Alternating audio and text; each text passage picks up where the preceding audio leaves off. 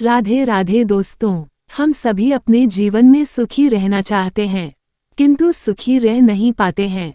निश्चय ही यह पूरी तरह से हमारे बस में नहीं है, किंतु फिर भी कुछ बातों का यदि हम ध्यान रख सके तो सुखी रहने के मकसद में बहुत सीमा तक सफल हो सकते हैं। पहली बात, किसी को दुख न दें।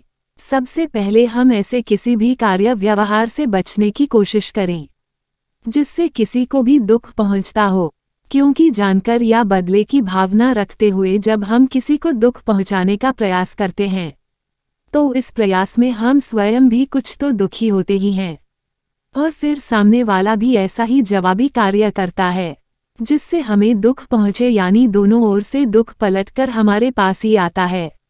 अतः सुखी होने के प्रयास को बनाए रखने के लिए कभी भी किसी को अपनी ओर से दुख न दें। दूसरी बात, अनावश्यक चिंताओं से बचे। ऐसे कोई भी कारण जैसे भ्रष्टाचार, निरंतर बढ़ती महंगाई, ट्रेन का समय पर न आना व इससे मिलते जुलते वे सभी कारण जिनसे हम प्रभावित तो होते हैं किंतु जिन पर हमारा कोई नियंत्रण नहीं होता, उनके प्रति सोच सोचकर स्वयं को दुखी न होने दें। तीसरी बात, क्षमा भाव रखें। परिवार, समाज व अपने सकल में सभी संबंधित लोगों का व्यवहार हमारे चाहे मुताबिक कभी नहीं हो सकता। ये स्थिति जाने अनजाने हम में क्रोध व कई बार ईर्ष्या के भाव पैदा करती है, जो अंततः हमारे ही दुख का कारण बनती है।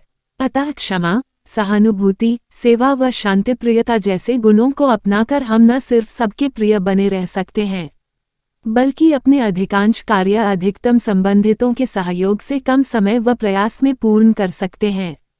चौथी बात, हंसते रहें, हंसाते रहें। ये सर्वविदित सत्य है कि हंसते रहने से उपजी प्रसन्नता के कारण हमारे शरीर की मांसपेशियां अधिक सबल व स्वस्थ होती हैं, और इससे स्वमेव ही हम रोगमुक्त भी होते हैं।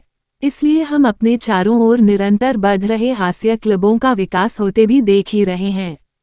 अतः कॉमेडी फिल्में, जोक्स, चुटकुले, विनोद, प्रिय मित्रों की संगति व ऐसे सभी माध्यम जो हमें हंसने हंसाने का मौका देते हो कि अधिकतम संपर्क में रहने का प्रयास करें, किंतु हंसते रहने के प्रयास में कभी किसी की हंसी उड़ाने का प्रयास न करें। किसी की हंसी उड़ाने का प्रयास न करते हुए निरंतर हंसते रहने के अवसर तलाशते रहें।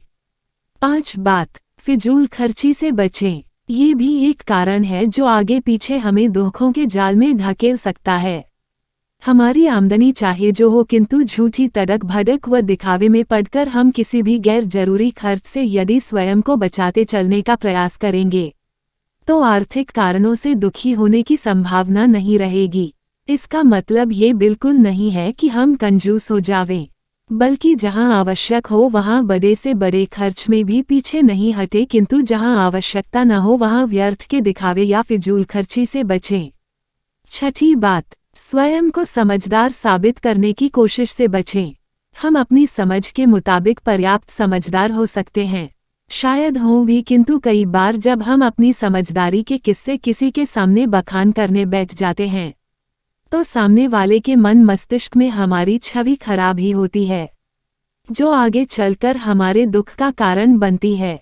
अतः अपने सयाने बुजुर्गों की यह सलाह भी गांठ बांध ले कि जो सुख चाहे जीव तो भोंदू बनके जी। जय राधा कृष्ण।